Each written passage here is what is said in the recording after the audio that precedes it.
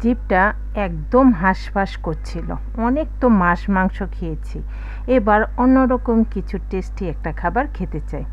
অগত্যা জীব মহাশয়ের আদেশ পালন তো করতেই হবে।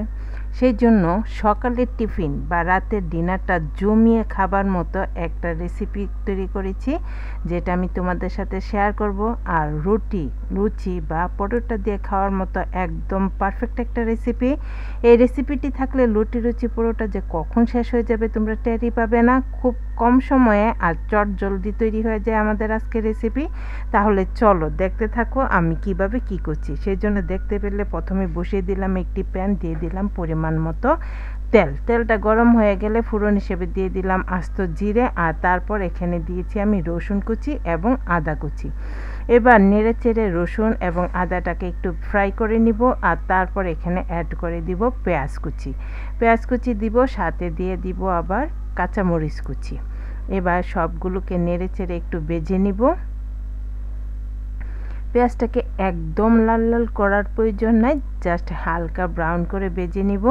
পেঁয়াজ, রসুন এবং আদা একসাথে ভেজে নিব।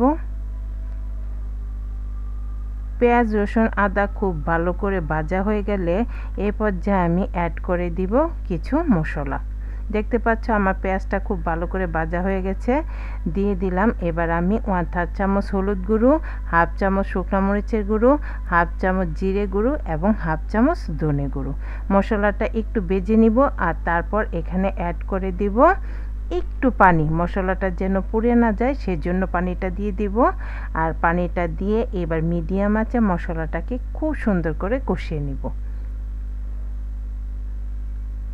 অনবরত নেড়েচেড়ে মশলাটাকে কষিয়ে নিতে হবে। তো আমার মশলাটা দেখো খুব ভালো করে কষানো হয়ে গেছে, চারপাশ থেকে খুব সুন্দর তেলও রিলিজ করে দিয়েছে। এ পর্যায়ে আমি অ্যাড করে দিব টমেটো কুচি দিয়ে দিব, আর সাথে দিয়ে দিব পরিমাণ মতো লবণটা দিয়ে দেওয়ার ফলে টমেটোটা কিন্তু খুব তাড়াতাড়ি সফট হয়ে যাবে। তো টমেটো দিয়ে এবার নেড়েচেড়ে মশলার সাথে খুব ভালো করে টমেটোটাকেও কষিয়ে নিতে হবে, যতক্ষণ পর্যন্ত না টমেটোটা একদম সফট হয়ে যায়। তো দেখতে পাচ্ছ আমার টমেটো কিন্তু সফট হয়ে গেছে, একদম মিলেমিশে একাকার হয়ে গেছে। এ পর্যায়ে আমি অ্যাড করে দিব ক্যাপসিকাম কুচি। একটা ক্যাপসিকাম আমি ছোট ছোট টুকরো করে কেটে নিয়েছি, ক্যাপসিকামটা দিয়ে দিব। আর তারপর এখানে অ্যাড করে দিব আমাদের মেন ইনগ্রিডিয়েন্ট, সেটা হচ্ছে পনির। এই পনিরটা আমি ঘরেই তৈরি করেছি, আর ঘরে তোমরা চাইলে খুব ইজিলি পনির তৈরি করে নিতে পারো। আর পনির দিয়ে তৈরি এই রেসিপিটা খেতে যে এতটা সুস্বাদু হয় তোমরা ঘরে তৈরি না করলে বুঝতেই পারবে না। তো দেখো পনিরটাকে আমি একদম গুঁড়ো গুঁড়ো করে নিয়েছি। এবার এই পনিরটাকেও একসাথে দিয়ে দিব। এবার সব কিছু উপাদান খুব ভালো করে মিশিয়ে নিব। দেখতে পাচ্ছ ক্যাপসিকাম, পনির সবগুলো মশলার সাথে নেড়েচেড়ে খুব ভালো করে মিশিয়ে নিতে হবে। সব কিছু খুব ভালো করে মিশানো হয়ে গেলে তারপর এখানে অ্যাড করে দিব খুব অল্প পরিমাণ পানি, একদম ফুটন্ত গরম পানি দিয়ে দিব। আর এই রেসিপিটা কিন্তু একদম মাখো হবে, সেই জন্য খুব বেশি পানি দিতে যেও না। জাস্ট এই মশলার সাথে এটা একটু মিলেমিশে একাকার হওয়ার জন্য যতটুকু পানি প্রয়োজন ঠিক ততটুকুই দিয়ে দিব।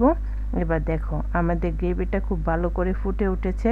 এ পর্যায়ে আমি দিয়ে দিব টেস্টের ব্যালেন্সের জন্য একটু চিনিটা অপশনাল, চাইলে তোমরা দিতে পারো আবার নাও দিতে পারো, তবে চিনিটা দিলেই কিন্তু টেস্টটা খুব ভালো আসে। এরপর এখানে আমি দিয়ে দিব গরম মশলা বাটা, তোমরা চাইলে গরম মশলা গুঁড়োও দিতে পারো। বাটা মশলাটা দিয়ে নেড়েচেড়ে সব কিছু খুব ভালো করে মিশিয়ে দিব। আর তারপর লাস্টের দিকে এখানে আমি অ্যাড করে দিব কিছু ধনেপাতা কুচি, আর দিয়ে দিব এখানে কসুরি মেথি। এই উপাদানটা যদি তোমাদের ঘরে না থাকে সেক্ষেত্রে না দিলেও চলবে, কিন্তু যদি থাকে একটু দিয়ে দিবে, খেতে অনেক বেশি ভালো লাগবে। দিয়ে দিলাম কসুরি মেথি, একটু হাতে ভালো করে ম্যাশ করে দিয়ে দিয়েছি। আর লাস্ট পর্যায়ে এখানে আমি দিয়ে দিলাম 2 চামচের মতো ঘি।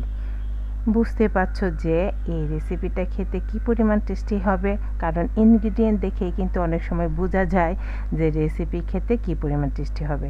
আর দেখতে পাচ্ছ যে আমার ক্যাপসিকামটা কিন্তু একেবারে গলেও যায়নি, এরকম ক্যাপসিকামটা গলে যাবে না, একটু আস্তে আস্তে থাকবে, খেতে অসম্ভব টেস্টি লাগবে।